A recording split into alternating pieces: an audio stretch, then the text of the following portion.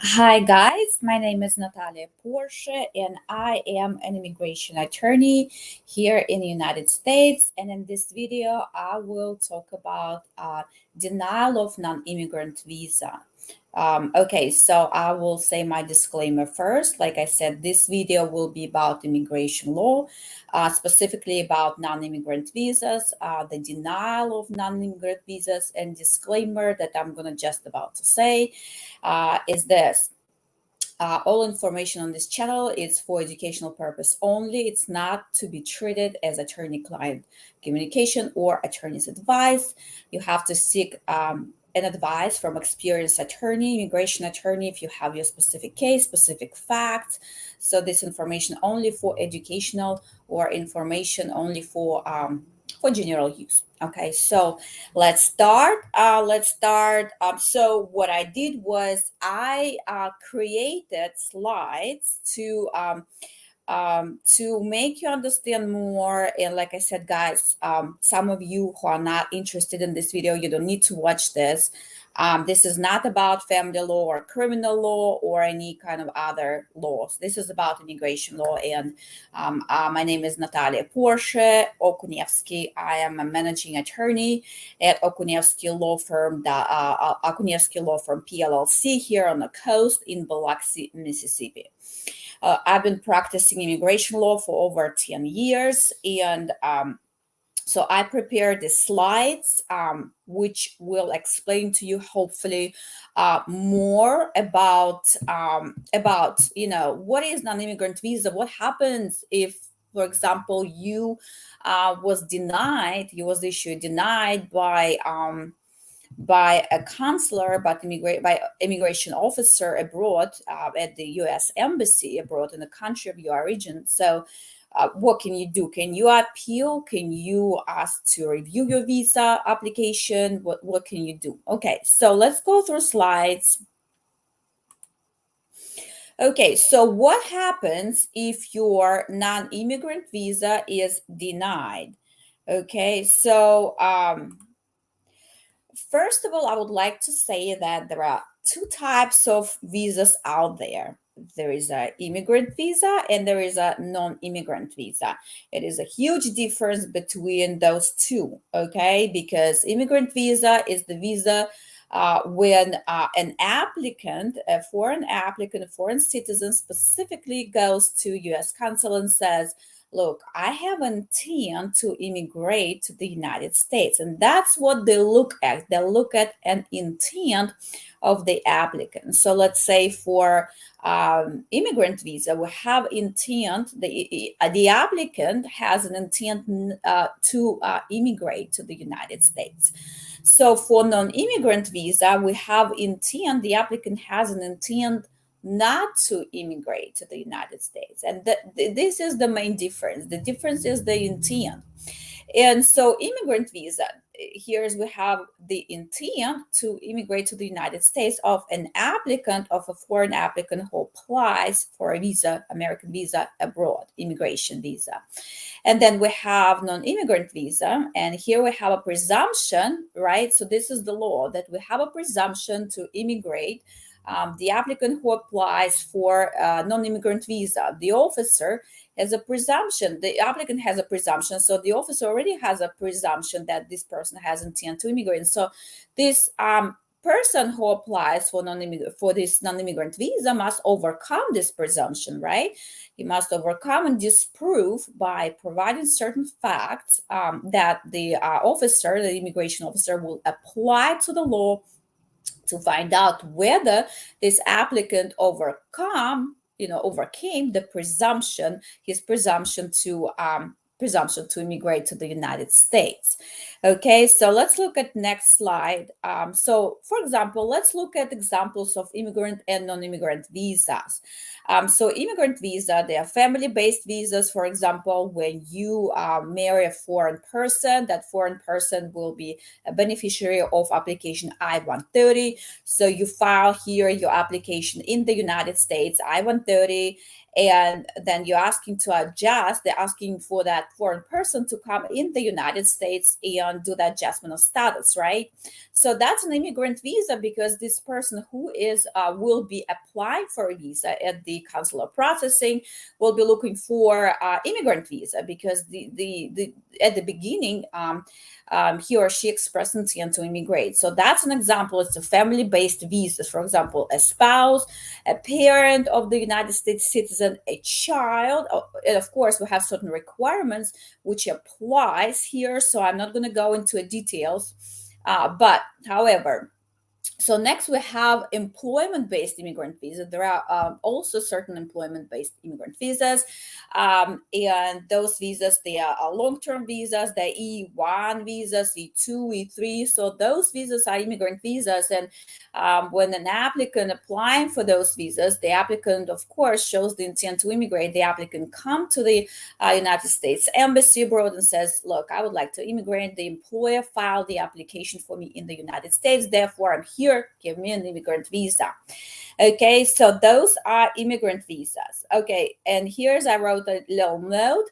K1 fiance visa. So a lot of people think that this is an immigrant visa. Actually, it is not. K1 fiance visa is non-immigrant visa, and majority of you guys watched TLC show 90 Days Fiance, and of course you all know that the person must get married here within 90 days after that person enters the United States. However, this visa is non-immigrant visa, okay, and it's issued for the applicant only for 90 days. So he or she can stay here for 90 days, and that this applicant must change the visa, of course, because he or she has only 90 days. Okay, and this might be helpful for some of you who wish to bring your foreign fiance over here to the United States. So you need to know that K1 is non-immigrant visa. So non-immigrant visas here, again, let's look at some non-immigrant visas. They are visas for temporary workers, H-1B visas, H-1A visas. They are visas for agricultural workers who come here for a short term, 1 year, 3 years visas. They can extend them. And again, those specific requirements you can find out on USCIS website. So I'm not going to speak here about that. Again, let's go back to non-immigrant visas. Non-immigrant visas, they are visas for temporary workers, like I already said. Also, tourist visa is non-immigrant visa. Student visa is non-immigrant visa also. So those visas are non-immigrant. Let's go to next slide. Okay, so like I said, under INA and immigration law section 214B, there is a presumption. This is what it is. It's a 214B INA, section INA. This is the section about non-immigrant visa.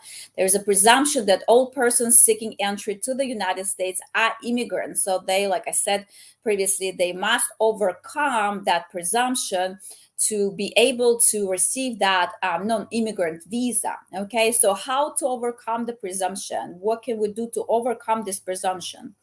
Let's look at next slide. So the applicant must make a credible showing to the consular officer, to the immigration officer, whoever will be interviewing the applicant, that all activities in which the applicant is expected to engage in the United States are consistent with the claim status. Okay, for example, if we have a person here coming on a student visa, this person must show to the consular officer that he or she intends only to study here in the United States and working only certain amount of hours that she or he is permitted under the law. So let's say if he or she comes here and starts, working here 24/7 and working majority of time and not going to school. So guess what? If the officer kind of sensed that sort of intent from the applicant, that would be denial, because the applicant cannot overcome the presumption. Okay, in determining whether a person is likely to return to his or her home country of origin, officers to consider the long-term view and are not consider present short-term emergencies. So here we are talking about country's conditions. Okay, so for example, if we know that there is a war somewhere in another part of the world right now, right? So the officer and the person, let's say, travels. Let's say there is a war in Russia. The person travels to Kazakhstan to get a non-immigrant visa to the United States, and the officer, the consular officer, will be like, oh, hold on a second, there is a war in your country, so no, I'm not going to give you non-immigrant visa, I'm not going to give you a tourist visa, or I'm not going to issue a student visa. Why? Because there is a country in your war, there is a war in your country, so I know you're trying to escape that, right? So that's not possible, because under the law, the officer cannot take those kind of circumstances into consideration in order to, decide whether to issue a non-immigrant visa to this specific person or not. So again, under the law, those circumstances, they are not to be considered for the short-term emergencies, right? Like country condition, like I said, for example, a war. So the consular officer cannot say, I'm not going to issue the visa because, you have a war in your country, okay?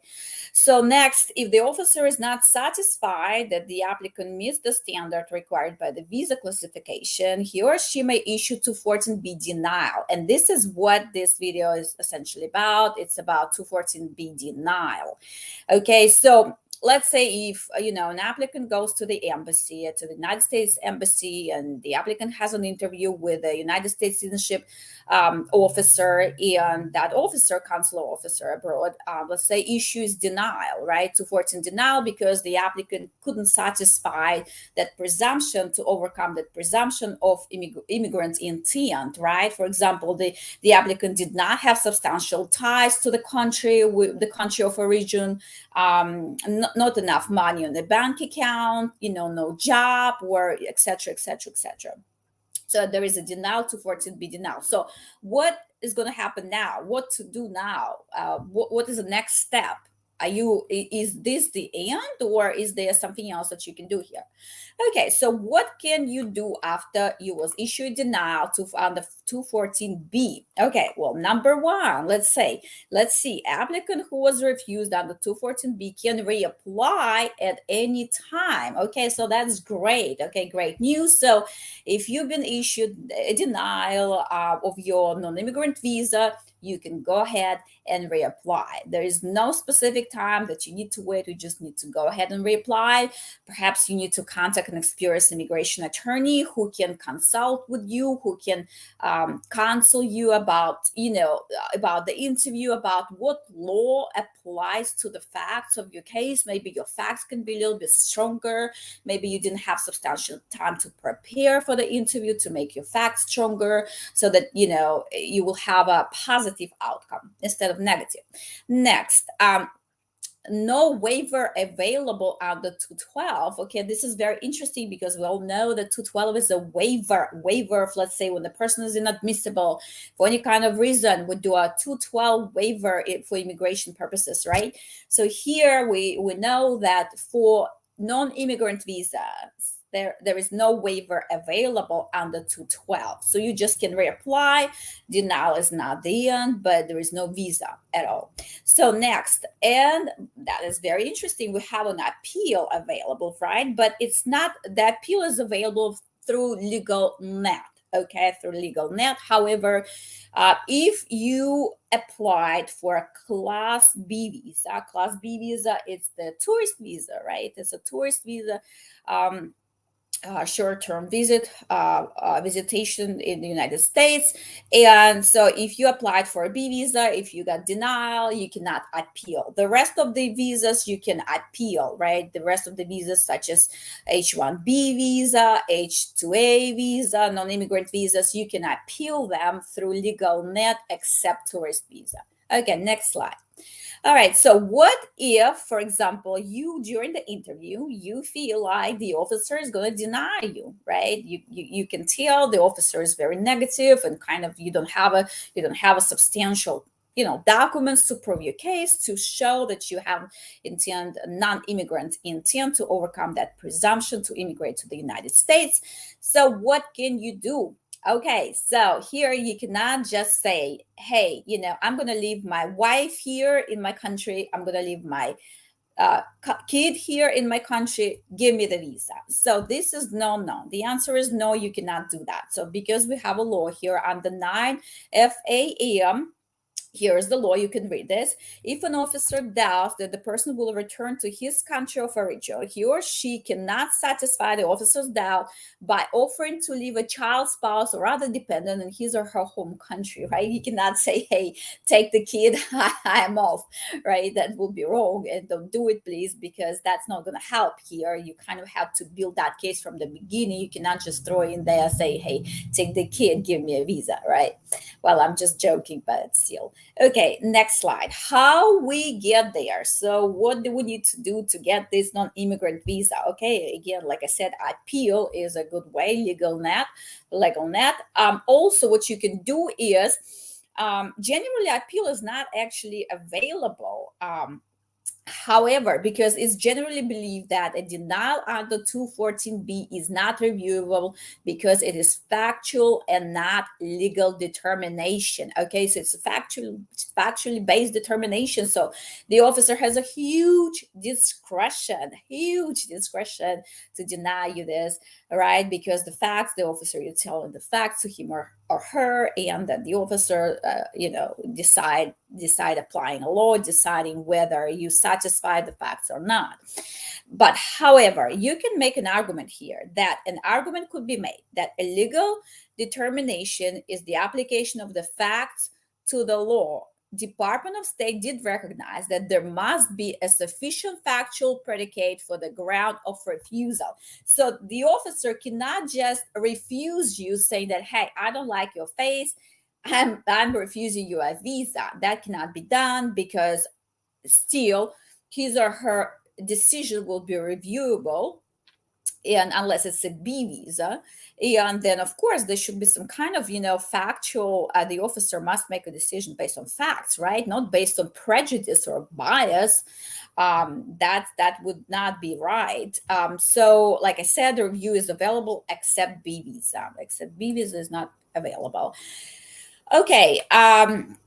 Here you might not see it, but here's the question: can you have several non-immigrant visas at the same time? The question is, well, logically you can, right? I mean, factually you can, but the answer is no, because while it is possible to have more than one valid non-immigrant visa at a time, a person cannot hold more than one non-immigrant status in the United States at one time, right? So the person can be here on two visas, right? Like separate visas.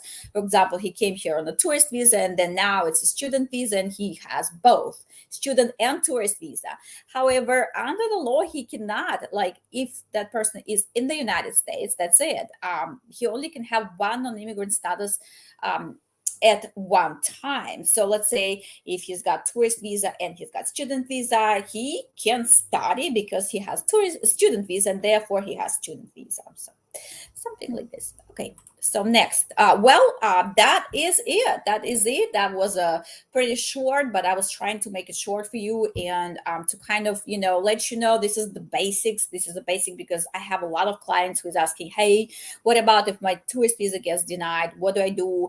What about if this gets denied? Can I appeal? So this kind of gives you a little of information about appeal, denial, but most importantly, guys, yes, you can reapply, but it will cost you more money. So you might want to invest in a consultation, at least with an experienced immigration attorney, so that you don't need to keep paying fees for your visa again and again, because experienced immigration attorney can look at your case, can look at your facts of your case and say, hey, you might want to consider this, editing this to your case, or you might want to consider that. Because sometimes when I speak with my prospective clients or my clients, it takes time to get information out, because sometimes people just don't know what they need, right? The attorney knows what the attorney need to to win the case, but normal people sometimes don't know the law. They don't know which facts will be beneficial for them. Okay, well, thank you for watching.